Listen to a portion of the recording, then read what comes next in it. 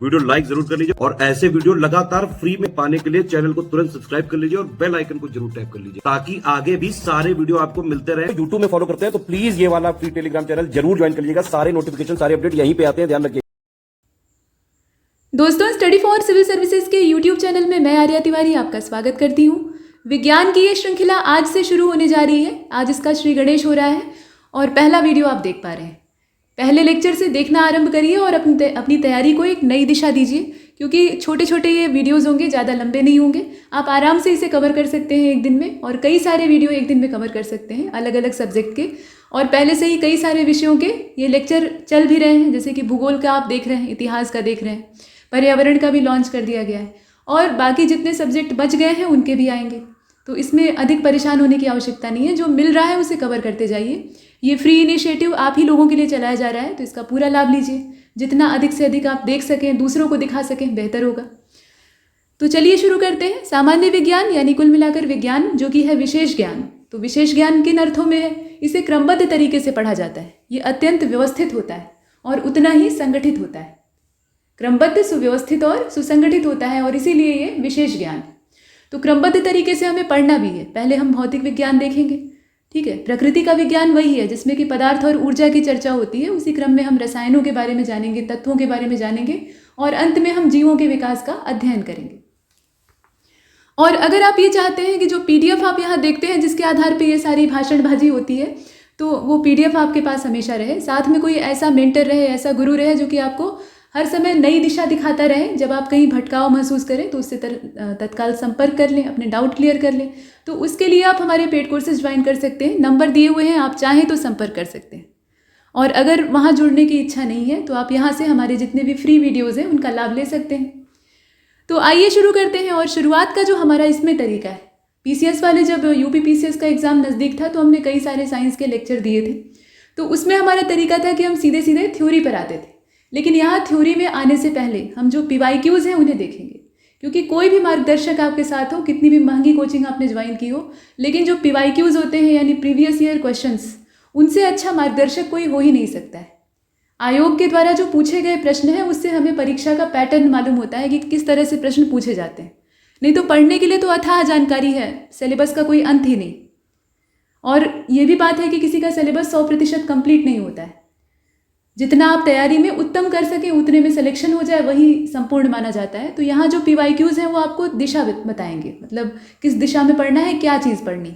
तो इसीलिए यहाँ जो प्रश्न हम अभ्यास करेंगे या डिस्कस करेंगे उसमें तथ्यों से ज़्यादा आप इस चीज़ को ध्यान रखिएगा कि कैसे प्रश्न पूछे जा रहे हैं। तो देखें, इसमें कहा गया कि निम्नलिखित युग्मों में से कौन सा एक सही सुमेलित नहीं है। अब आयोग देता कैसे प्रश्न है?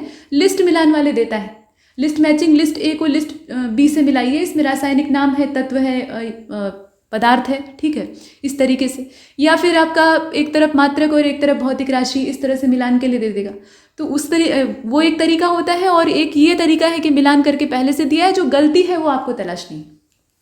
तो अब देखिए, इसमें दोनों भाषाओं में है। ब्लीचिंग पाउडर जो है, इसका रासायनिक नाम जब प्रयोगशाला में ये बनता है तो वहाँ पर इसे पुकारा जाता है कैल्शियम ऑक्सीक्लोराइड। तो यहाँ से एक तथ्य आप जाने।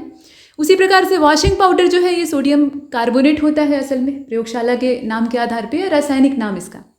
और बेकिंग सोडा जिसे हम कहते हैं, खाने वाला सोडा, वो सोडियम बाई कार्बोनेट होता है। नाम में हल्का सा अंतर होगा तो जो पदार्थ है, जो चीज़ है, वो बदल जाएगी। लेकिन प्लास्टर ऑफ पेरिस को कैल्शियम बाई कार्बोनेट तो कहा नहीं जाता है। प्लास्टर ऑफ पेरिस जो है वो कैल्शियम हाइपोक्लोराइड होता है ना। तो इससे मूर्तियाँ इत्यादि बनाने का काम होता है। इसके अलावा जो हाथ टूट जाता है या पैर टूट जाता है तो प्लास्टर भी चढ़ाया जाता है। कुल मिलाकर ये मजबूत आधार देता है। अब इसके बाद प्रश्न संख्या 2 को देखते हैं। यहाँ भी वही बात, कौन सा सही सुमेलित नहीं है? तो पशु और नस्ल दिया हुआ है, ठीक है, एनिमल और ब्रीड दिया हुआ है। तो इसमें ध्यान से देखें, कहा गया कि गाय की नस्ल है देवनी, बिल्कुल है, ठीक है, और बकरी की है बर्बरी, इसको बारबरी भी कहा जाता है। और भैंस की होती है भदावरी। भेड़ की नस्ल गिर नहीं होती है। गिर जो है वो गाय की नस्ल होती है, बहुत दुधारू गायें होती हैं, अच्छी क्वालिटी की। गिर क्षेत्र जो है ये गुजरात में है, आप जानते ही हैं, तो वहाँ पर ये मूल रूप से पाई जाती है। अगला प्रश्न आपसे पूछा गया कि which one of the following is a biodiesel plant, ठीक है, इसमें से कौन सा बायोडीजल पौधा है, यानी जैव डीजल पौधा है, जिससे कि आप बायोफ्यूल प्राप्त कर सकते हैं। तो ऐसा इसमें रतन जोत होता है। रतन जोत आपको कहीं दिख नहीं रहा होगा, तो उसको अंग्रेजी में कहते हैं जेट्रोफा।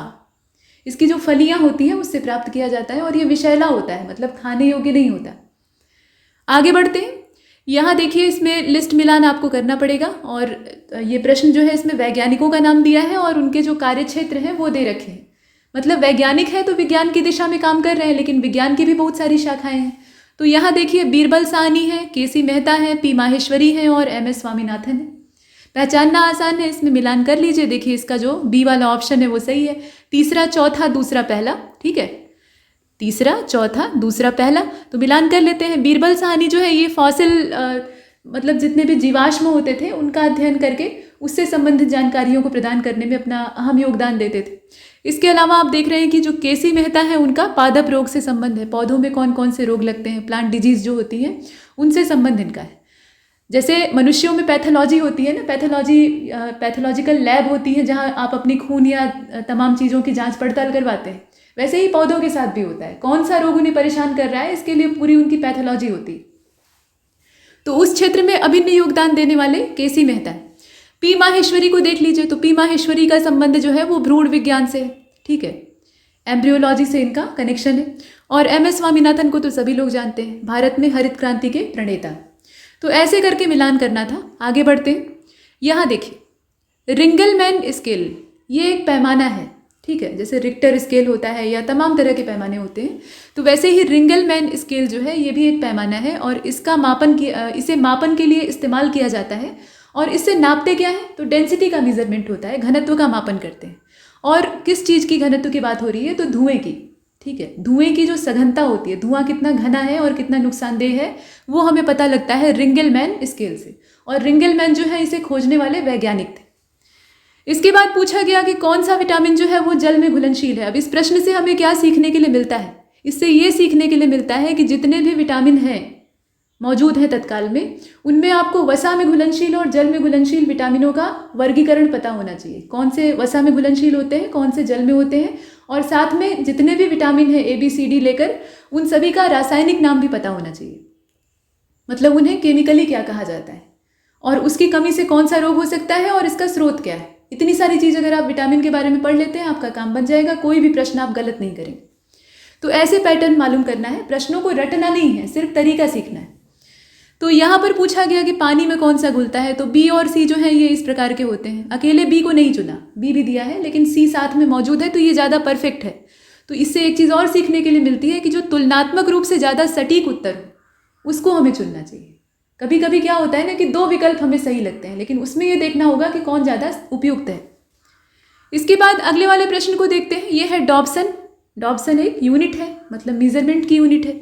इससे क्या नापा जाता है, तो ओजोन लेयर की जो सांद्रता होती है, ठीक है, ओजोन की जो सांद्रता यानी उसका जो कंसंट्रेशन होता है उसको इससे नापते हैं। डॉब्सन भी एक वैज्ञानिक का नाम था।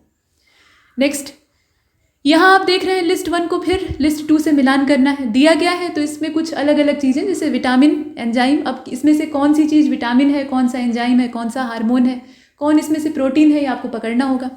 तो यहाँ पेप्सिन, कैरोटीन, केराटिन और प्रोजेस्टेरॉन दिया हुआ है। मिलान जब आप करिएगा तो यहाँ नीचे उत्तर आप देख ही रहे हैं, रेड कलर से रंगा हुआ। यहाँ देखिए विटामिन जो है ये कैरोटीन है। अच्छा बताइएगा कि जो अब आप सोच रहे होंगे कि ये कैरोटीन कौन सा विटामिन है, ऐसा तो कभी विटामिन ही नहीं पढ़ा। तो इसमें भाई देखिए विटामिन से संबंध इसका है, ये सीधे सीधे विटामिन नहीं है लेकिन ये विटामिन को बनाने में सहयोग करता है। तो इसके सहायता से विटामिन ए बनता है, यानी रेटिनॉल का निर्माण होता है जो कि रतौंधी रोग को दूर कर सकता है, आपकी आंखों को मजबूत रखेगा। ठीक है, तो रेटिनॉल के निर्माण में कैरोटीन का योगदान होता है, तो इसका संबंध है विटामिन से। ठीक है, और ऐसे ही हम एंजाइम को देखेंगे तो एंजाइम इसमें से कौन सा है, पेप्सिन है। ठीक है, आपको कमेंट सेक्शन में जवाब देना है कि पेप्सिन एंजाइम जो है वो कहाँ पर प्राप्त होगा। मानव शरीर में अगर आप उसे ढूंढेंगे तो वो मुंह में मिलेगा, आमाशय में मिलेगा, आंतों में मिलेगा, कहाँ पर मिलेगा। तो ये हमने देखा। अच्छा, हार्मोन जो है इसमें से कौन सा है, तो हार्मोन है प्रोजेस्टेरॉन और प्रोटीन है केराटिन। अब यहाँ कैरोटीन और केराटिन में केरेटिन भी कहा जाता है, तो दोनों में प्रोनाउंसिएशन का फर्क है, स्पेलिंग आप देख सकते हैं, अंतर है दोनों में। ठीक, तो इसका डी चुन लिया। आगे बढ़ते हैं, प्रश्न अगले को देखिए। इसमें कहा गया कि which one of the following is a plant hormone. अब जानवरों में जो हार्मोन पाया जाए आवश्यक नहीं है कि पौधों में भी पाया जाए, पौधों के हार्मोन अलग होते हैं, उनका सिस्टम अलग होता है। तो इसमें अगर आप देखें तो पादप हार्मोन एकमात्र साइटोकाइनिन है, बाकी जितने हैं वो सब मनुष्य के अंदर पाए जाने वाले या अन्य जंतुओं के अंदर पाए जाने वाले हार्मोन होते हैं, जैसे कि इंसुलिन है, ठीक है, थायरॉक्सिन है, एस्ट्रोजन है, ये सभी मानव या जंतु हार्मोन। अगले प्रश्न को देखते हैं। यहाँ पर कहा गया कि पौधे नाइट्रोजन को किस रूप में ग्रहण करते हैं। नाइट्रोजन की प्रचुर मात्रा में पौधों को आवश्यकता होती है, जहाँ अभाव होता है वहाँ के पौधे कीटभक्षी बन जाते हैं सिर्फ नाइट्रोजन को पूरा करने के लिए, मतलब अपनी डिफिशियंसी को पूरा करने के लिए। तो यहाँ पर नाइट्रेट के रूप में पौधे जो हैं वो नाइट्रोजन को ग्रहण करते हैं। अब प्रश्न ये उठता है कि नाइट्रोजन वहाँ पहुँचती कैसे। तो वायुमंडल से पहुँचती है और कोई तरीका नहीं। वायुमंडल में सबसे ज़्यादा जो गैसों का संगठन है उसमें नाइट्रोजन की उपस्थिति है। जब बिजली चमकने और बादलों के बनने की घटना होती है, और भी कई सारी प्रक्रियाएं होती हैं, सिर्फ यही नहीं, लेकिन ये ज़्यादा पॉपुलर है। तो जब बादल बनते हैं, आपस में उनका घर्षण होता है, वहाँ तीव्र आवेश उत्पन्न होता है, तो ताप और दाब की ऐसी परिस्थितियाँ बनती हैं कि जो वायुमंडलीय नाइट्रोजन है वो वहाँ पर उपस्थित ऑक्सीजन के साथ, ऑक्सीजन जो है वो दूसरे नंबर पर सबसे ज़्यादा अमाउंट में पाई जाने वाली गैस, तो दोनों का आपस में संयोजन होने लगता है, बिल्कुल वैसा ही जैसा लैब में होता है। और इससे बनते हैं नाइट्रोजन के ऑक्साइड, जो कि पानी की बूंदों के सहारे धरती पर पहुंचते हैं और वहां उनका स्थिरीकरण किया जाता है। तो नाइट्रोजन साइकिल हम आगे देखेंगे और इन्वायरमेंट में उसको डिटेल में पढ़ेंगे, लेकिन यहाँ पर एक संक्षिप्त चर्चा। तो नाइट्रेट के रूप में पौधे जो हैं वो नाइट्रोजन को ग्रहण करने में सक्षम होते हैं। अगला प्रश्न देखते हैं। यहाँ पर पूछा गया है कि निम्नलिखित में से कौन सी फसल, ठीक है, कौन सी फसल मूल्य नियंत्रण हेतु भारत सरकार के मूल्य स्थिरीकरण कोष के अंतर्गत संरक्षित है। मूल्य का नियंत्रण भारत सरकार क्या करती है, मूल्य पर नियंत्रण करती है। तो यहाँ पर वो फसल कौन सी है बताइए। और इसमें से हम आलू को चुनेंगे, आलू ही वो फसल है, बाकी जो है वो इसमें नहीं आएंगे, जैसे कि आपका गेहूं चावल। पॉलीथीन बनाने के लिए कौन सी गैस का इस्तेमाल होता है। तो इसमें तो अगर आप प्रोनाउंसिएशन पे ही ध्यान दें, उच्चारण पे ही ध्यान दें, तो भी आपका आधा काम हो जाएगा। पॉलीथीन, ठीक है, पॉलीथीन, एथिलीन, ठीक है, पॉलीएथिलीन, मतलब एथिलीन का ही ये पॉलीमर है। तो इसमें इस्तेमाल किसका होता है, एथिलीन गैस का होता है। तो इसमें से ए को चुना। आगे चलते हैं। रॉकेट काम करता है, अब किस सिद्धांत पे काम करता है आपको बताना है। तो संवेग संरक्षण का सिद्धांत होता है। इसके अलावा देखिए न्यूटन का जो थर्ड लॉ है, तीसरा नियम, क्रिया और प्रतिक्रिया, एक्शन रिएक्शन रूल जिसको कहा जाता है, तो उसमें क्या सिद्धांत होता है कि एक क्रिया अगर आप किसी चीज़ पर आरोपित कर रहे हैं तो उसकी विपरीत दिशा में उतनी ही मात्रा में प्रतिक्रिया वो चीज़ आपके ऊपर करेगी। तो यहाँ रॉकेट के साथ लॉन्चिंग के समय यही किया जाता है। उसके अंदर जो गैसीय ईंधन या जो भी कुछ फ्यूल होता है, उससे गर्म गैसें और जो दबाव है वो पृथ्वी पर पड़ता है, प्रज्वलित होती हैं गैसें और पृथ्वी को पुश करती हैं। तो पृथ्वी भी उतनी ही मात्रा में प्रतिक्रिया उनके ऊपर आरोपित करती है। नतीजा ये होता है कि रॉकेट को इतना ज़्यादा वेग प्राप्त हो जाता है कि वो पृथ्वी के पलायन वेग को क्रॉस कर जाता है, पलायन वेग की सीमा से बाहर निकल जाता है और उसे बाहर जाने में सुविधा हो जाती है। तो ये है, लेकिन संवेग संरक्षण उसके पीछे मूल जिम्मेदार कारण है। इसके बाद एंटीबायोटिक्स को देख लीजिए। तो देखिए इसमें एक चीज़ ध्यान दीजिएगा, एंटीबायोटिक्स जो हैं वो ज़्यादातर बैक्टीरिया से प्राप्त होते हैं, लेकिन इसका मतलब ये नहीं है कि हमेशा ये बैक्टीरिया से ही प्राप्त हो। इसके बाद आगे बढ़ते हैं। यहाँ देखिए एंटीबायोटिक पे अभी डिटेल चर्चा होगी, यहाँ उतना ज़्यादा समय एक प्रश्न पे नहीं लगाना है, सिर्फ हमें पैटर्न देखना है। यहाँ जो चीज़ें छूटती जा रही है ना, आपको लग रहा है कि एक्सप्लेन नहीं किया गया, वो सब हम आगे देखेंगे। यहाँ देखें कहा गया अगले प्रश्न में कि निम्नलिखित में से कौन सा सही सुमेलित नहीं है। तो मक्का जो है इसमें नर मंजरी निकलती है, टेस्लिंग होती है। इसके अलावा मूंगफली जो है इसमें पेगिंग वाला काम होता है, पेगिंग पे आपने पढ़ा होगा इसकी डिफिनीशन। काबुली चना में किल्ले निकालने का काम होता है। और तंबाकू का शीर्ष कर्तन होता है, यहाँ लगाने और इन्हें रोपने की विधियों का वर्णन हो रहा है। तो इसमें जो गलत है वो काबुली चने का है, ठीक है। काबुली चना जो चिकपी होती है बड़े साइज का होता है, तो इसके किल्ले निकालने वाला काम इसमें नहीं होता है। इसमें टिलरिंग का काम कर देंगे तो वो उगेगा ही नहीं, पहली बात। आगे चलते हैं, देखिए अगले प्रश्न को। यहाँ पर तने की बात हो रही है, तो हल्दी जो है ये एक भूमिगत तने का उदाहरण है, ठीक है। हल्दी जो आप खाते हैं पाउडर के रूप में आपके पास होती है, लेकिन वो भूमिगत तना होता है असल में, उसी को पीस के चूर्ण तैयार किया जाता है। तो उसको क्या कहा जाता है, मतलब उसे साइंटिफिक लैंग्वेज में अगर देखें तो क्या कहेंगे, तो उसे कहेंगे राइजोम। जो भूमिगत तने होते हैं आमतौर पे उनके लिए जो संबोधन इस्तेमाल होता है वो होता है राइजोम। इसके बाद अगले प्रश्न में आपसे पूछ लिया गया कि कोलेस्ट्रॉल निम्नलिखित में से क्या है। कोलेस्ट्रॉल के बारे में आप बहुत सुनते हैं, गुड कोलेस्ट्रॉल और बैड कोलेस्ट्रॉल। अगर बैड कोलेस्ट्रॉल शरीर में धमनियों में इकट्ठा होने लगे तो हार्ट अटैक और हृदय संबंधी जो बीमारियां हैं वो घेर लेती हैं। तो कोलेस्ट्रॉल का बढ़ना अच्छा नहीं माना जाता है। तो यहाँ पर ये है क्या, निश्चित तौर पे स्टेरॉयड है, ठीक है, स्टेरॉइड जो है उसमें ये कोलेस्ट्रॉल को भी आप डाल सकते हैं। इसके बाद देखिए अगले वाले को, पहला क्लोन, ठीक है, वैसे तो क्लोन बनाने का प्रयास बहुत लंबे समय से हो रहा है, लेकिन ये सफल क्लोन था। कौन से जानवर का बना था?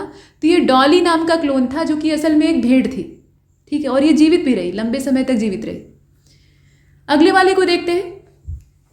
यहाँ पूछ लिया गया कि कौन सा गलत है, तो कहा गया कि मनुष्य का जो कान है वो 10,000 हर्ट्ज, माफ कीजिएगा 1,000 हर्ट्ज पे सबसे सुग्राही होता है। ये असल में तरंग दैर्घ्य बताई जा रही है, यहाँ आप देख रहे हैं। और बी वाला जो कथन है वो ये कहता है कि मनुष्य की आंख जो है वो लाल रंग के लिए सबसे अधिक सुग्राही होती है। ये बात हजम नहीं हो रही। और उसके बाद कहा गया कि सुनने की जो दृढ़ता होती है, यानी परसिस्टेंस ऑफ हियरिंग होता है, वो 1/10 सेकेंड तक होता है। मतलब 1/10 सेकेंड तक अगर जो ध्वनि है वो आपके कान के पर्दे से टकराती है तो आप उसे सुन सकते हैं। और निगाह के लिए क्या होता है, तो दृष्टि की जो दृढ़ता यानी परसिस्टेंस ऑफ विजन होता है वो 116 होता है। इतने समय तक आपके आँख के पर्दे पर वो प्रकाश या वो चीज़ जो है वो पड़नी चाहिए, दिखनी चाहिए, तब जाकर आप उसे देखने में सक्षम हो पाते हैं। तो बाकी सारी बातें सही हैं, लेकिन ये वाला जो है ये गलत है। मनुष्य की आंख जो है वो लाल रंग के लिए सबसे अधिक सुग्राही नहीं होती है। तो फिर किसके लिए होती है? ये आपके लिए क्वेश्चन है, बिल्कुल सीधा है, आप आराम से उत्तर दे सकते हैं। ज़्यादा उलझाने वाले प्रश्नों का उत्तर खुद ही दिया जाएगा, लेकिन यहाँ पर ये आसान सवाल आपके लिए। अगले प्रश्न को देखते हैं। यहाँ देखिए, अगर आप ज़्यादा दिन तक भूखे रहते हैं, उपवास करते हैं, तो उससे लिवर पर क्या प्रभाव पड़ता है?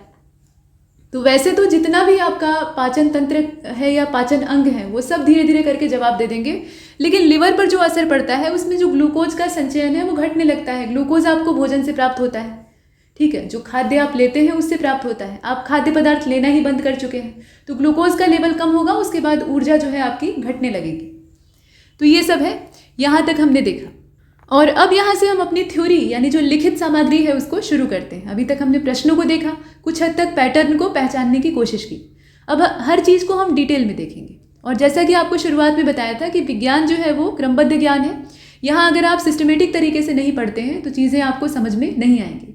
तो भौतिक विज्ञान सबसे पहले, और ये प्राकृतिक विज्ञानों का जन्मदाता है, या आप कह सकते हैं कि विज्ञान जो है वो मूल रूप से भौतिक विज्ञान ही है। और भौतिक विज्ञान की दो चीज़ें आधारभूत है, मतलब दो इसके आधार बिंदु हैं जिनके आधार पे ये काम करता है। एक तो है पदार्थ, ठीक है, जिसे आप मैटर कहते हैं। दूसरा है ऊर्जा। पदार्थों का संगठन होता है, वो इकट्ठे होते हैं, उसके अणु जो है वो समायोजित होते हैं, ऊर्जा उन्हें प्राप्त होती है, उसके बाद वो संचलन करते हैं, नई नई चीज़ें बनती हैं। ये कठिन भाषा आपके नहीं समझ में आ रही है, कोई बात नहीं, यहाँ हम थोड़ा सा आसान भाषा में बात करते हैं। तो प्राकृतिक विज्ञानों की श्रेणी का एक मूल विषय है भौतिकी। पढ़ते जाइए इसे रटने की आवश्यकता नहीं। और इस श्रेणी में अन्य विषय जैसे कि रसायन विज्ञान, जीव विज्ञान, लेकिन वो इसके बाद हैं। पहले अगर आप उन्हें पढ़ेंगे तो वो चीज़ें अच्छी नहीं लगेंगी। फिजिक्स कहते हैं, ये आप जानते ही हैं। और फिजिक्स ये जो शब्द है अंग्रेजी में हम इसको लिखते हैं, ये असल में आया कहाँ से? तो ग्रीक भाषा के एक शब्द से इसकी उत्पत्ति हुई है, और इसका जो शाब्दिक अर्थ है वो होता है प्रकृति, यानी भौतिक विज्ञान ही प्रकृति है। तो प्रकृति से ही तो सब कुछ उत्पन्न हुआ है, यानी भौतिक विज्ञान ही पूरे संसार का, पूरे ब्रह्मांड का जन्मदाता है। ये प्रकृति है तो प्रकृति से ही सब कुछ उत्पन्न हो सकता है। और संस्कृत में इसका तुल्य शब्द है भौतिकी, और दोनों में दूर दूर तक का कोई रिश्ता नाता नहीं। यहाँ ऐसा नहीं है कि अंग्रेजी अनुवाद और हिंदी रूप जो है उसका आपस में मेल खाए। भौतिकी जो है, कुल मिलाकर हम कह सकते हैं कि भौतिकी का संबंध भौतिक जगत से है, जो फिजिकल वर्ल्ड है हमारा उससे है। अब भौतिक जगत में जितनी भी चीज़ें आती हैं वो सब भौतिकी में शामिल है। तो इस तरीके से हम इसे वर्गीकृत कर सकते हैं। कुल मिलाकर दोनों को आपस में मिलाना ये बुद्धिमानी नहीं है, बस इसका आप अंग्रेजी हिंदी रूपांतरण देख रहे हैं। और मूलभूत नियमों का अध्ययन इसमें करना होगा। कुछ फंडामेंटल लॉज होते हैं जिनके आधार पर प्रकृति काम करती है। प्रकृति के अपने नियम होते हैं और वही नियम जो है वो भौतिक विज्ञान में लागू होते हैं। तो आइए शुरू करते हैं इससे आगे से, जहाँ से हमारी काम की चीज़ें हमें दिखेंगी। तो शुरुआत कहाँ से होगी? मात्रक से होगी। आप किसी चीज़ का मापन करेंगे तभी आप जान पाएंगे कि वो चीज़ कितनी है, क्या है असल में। और अगर आप मापन कर रहे हैं तो आप मात्रकों के बिना उसे नहीं कर सकते। मात्रक उसमें सबसे अहम कड़ी होते हैं। तो मापन और मात्रक को हम देखने जा रहे हैं। मात्रक होते क्या हैं असल में? तो किसी भौतिक राशि का जब आप मापन करते हैं, एक निश्चित आधारभूत और यादृच्छिक, मतलब ऐसे रैंडमली, अगर चुना हुआ कोई मान्यता प्राप्त संदर्भ मानक आप वहाँ लेते हैं तो उसी को कहा जाता है मात्रक। और उससे हम उस राशि की तुलना करते हैं। तुलनात्मक अध्ययन होता है और उससे हम मात्रक की जो मात्रा है उसको तय करते हैं। तो ये संदर्भ मानक होता है। मात्रक को अगर आप 2 शब्दों में डिफाइन करना चाहें तो आप कहेंगे कि ये संदर्भ मानक होता है। और किसी भी भौतिक राशि की माप को मात्रक के आगे एक संख्या यानी एक आंकिक मान, एक न्यूमेरिकल वैल्यू के रूप में व्यक्त किया जाता है। मात्रक तो उसकी पहचान होती है कि मतलब ये मात्रक है तो निश्चित तौर पे यही भौतिक राशि होगी, लेकिन उसका जो आंकड़े वाला मान है, संख्यात्मक मान है, वो कितना है, वो मात्रक के आगे आप दर्ज करते हैं। तो कुल मिलाकर मात्रक 2 प्रकार के होते हैं। पहला आपका फंडामेंटल होता है, दूसरा होता है डिराइव। फंडामेंटल ही मुख्य है, वहीं से सब कुछ निकला हुआ है। तो मूल मात्रक यानी जो फंडामेंटल यूनिट होती है, ये पहले से है, मतलब मानक बनाकर इसको पहले तैयार किया गया था और इनकी संख्या सिर्फ 7 है। 7 मूल राशियां हैं और उनके 7 मूल मात्रक है। ये सब आप जानते हैं, जैसे कि मीटर है, किलोग्राम, सेकंड, ये सब मात्रक आपको यहाँ दिखाई दे रहे हैं और बाकी जितने हैं वो इन्हीं से निकले हुए हैं। तो जितने और इनसे जन्म लेते हैं, मतलब इन मूल मात्रकों के सहयोग से या फिर जो इन मूल मात्रकों के सहयोग से बनने वाले अन्य मात्रक हैं, उनके सहयोग से कोई नया बनता है, तो उन सब को हम व्युत्पन्न की कैटेगरी में डालते हैं, जो कि इनसे उत्पन्न हुआ है, इसीलिए इसे कहा जाता है व्युत्पन्न। यहाँ अंग्रेजी में कहते हैं डेराइव, ठीक है। डेरिवेशन इसका किया जाता है और डेरिवेशन किसके आधार पे होता है, तो जो फंडामेंटल यूनिट है उनके आधार पे। और इनसे मतलब व्युत्पन्न राशियां पहले जन्म लेती हैं और उनसे व्युत्पन्न मात्रक जन्म लेते हैं। इन्हें मूल मात्रकों की सहायता से प्राप्त किया जाता है, वो सब आप लिखा हुआ देख ही रहे हैं। जैसे अब यहाँ अगर आप देखें ना, तो 7 जो मूल राशियां हैं और उनके जो 7 मूल मात्रक हैं, उनको अगर छोड़ दिया जाए तो बाकी इस संसार में जितनी भी मूल राशियां, माफ़ कीजिएगा, राशियां और मात्रक हैं, यानी आपकी क्वांटिटी है या यूनिट है, वो सब जो है वो जितनी भी आप लेंगे वो सब व्युत्पन्न की श्रेणी में डाली जाएगी। सिर्फ 7 को आप निकाल लीजिए, बाकी जो कुछ बचता है वो सब क्या है, डेराइव है, यानी व्युत्पन्न है। तो इसमें बहुत कुछ आ सकता है, सबको याद करने की आवश्यकता नहीं है, सिर्फ 7 को याद करिए, बाकी जो है उनको समझ लीजिएगा कि व्युत्पन्न है। क्षेत्रफल, आयतन, अब जैसे क्षेत्रफल को आप देख रहे हैं तो क्षेत्रफल जो है इसका सूत्र, सामान्य जो क्षेत्रफल का सूत्र होता है, लंबाई गुणे चौड़ाई, ठीक है। आयत के क्षेत्रफल का सूत्र आप देख रहे हैं, तो लंबाई जो है वो एक दूरी है जो कि एक मूल राशि है, और चौड़ाई जो है वो भी एक दूरी है। तो लंबाई में चौड़ाई का आप गुणा करेंगे तो यहाँ क्या होगा, जो दूरी का मात्रक है वो इस्तेमाल हो रहा है। दूरी का मात्रक यानी मूल मात्रक, तो मूल मात्रक के सहयोग से हम क्षेत्रफल का मात्रक निकाल रहे हैं। ऐसे ही बाकी जो राशियां हैं उनके ऊपर भी लागू होता है। आगे बढ़ते हैं। यहाँ पर बताया गया कि भौतिक राशियां 2 प्रकार की होती हैं, और ये कौन कौन सी होती हैं आप बेहतर जानते हैं, तो एक बार रिवाइज कर लेते हैं। अदिश भौतिक राशियां होती हैं और सदिश होती हैं। नाम से इनका काम क्लियर है। अदिश यानी दिशा के बिना, इसमें अ उपसर्ग का इस्तेमाल हुआ है। चूंकि आप समीक्षा अधिकारी का प्रीलिम्स देने जा रहे हैं तो हिंदी को भी मजबूत कर लीजिएगा और हिंदी का पर्याप्त ज्ञान आपके पास होना चाहिए। यहाँ यूपीपीसीएस का ये प्रीलिम्स नहीं है कि आप हिंदी को इग्नोर करके बच जाएंगे। यहाँ 60 नंबर हिंदी लेकर आपका पीछा करती रहेगी और ये बड़ा जीवनदायी होता है, समझ रहे हैं। यहाँ अगर आप अधिकतम स्कोर कर लेते हैं तो जीएस पर से आपका दबाव कम हो जाता है, प्रीलिम्स में आपको आपका चयनित होना थोड़ा सरल हो जाता है। तो यहाँ अदिश का मतलब क्या है, दिश मतलब होता है दिशा और अ मतलब होता है बिना, तो दिशा के बिना। तो ये जो भौतिक राशियाँ होती हैं इसमें दिशा की कोई आवश्यकता नहीं होती है, सिर्फ परिमाण यानी जो मात्रा है वही आवश्यक होती है। और सदिश में क्या होता है, तो सदिश को अंग्रेजी में कहते हैं वेक्टर, ठीक है, और ये जो अदिश है इसको स्केलर कहते हैं। तो वेक्टर क्वांटिटीज़ या सदिश भौतिक राशियाँ जो हैं इसमें स का मतलब होता है, स उपसर्ग लगा है ना, तो स का मतलब होता है सहित यानी साथ में, और दिश मतलब दिशा, तो दिशा के साथ में, यानी ये जो भौतिक राशियाँ हैं इनको दिशा के साथ में व्यक्त किया जाता है। तो बस सीधी परिभाषा है। इसमें कौन कौन सी आती हैं यही आपको पता होना चाहिए, यहीं पर आयोग पूछता है और यहाँ खेला हो जाता है, मतलब आपको आना चाहिए।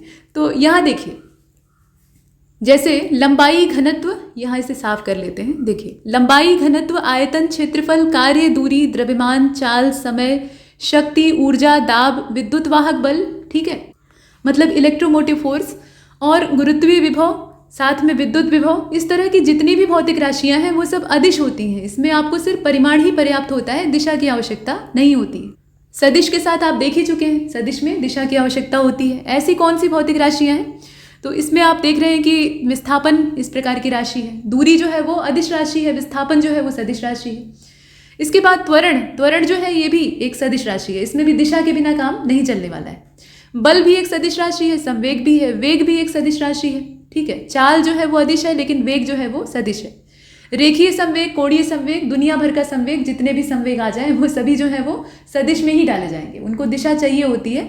और बल आघूर्ण जो होता है इसको भी दिशा की आवश्यकता होती है। और ऐसी बहुत सारी भौतिक राशियाँ हैं, तो कम से कम जो मुख्य मुख्य हैं उनको देख लीजिएगा।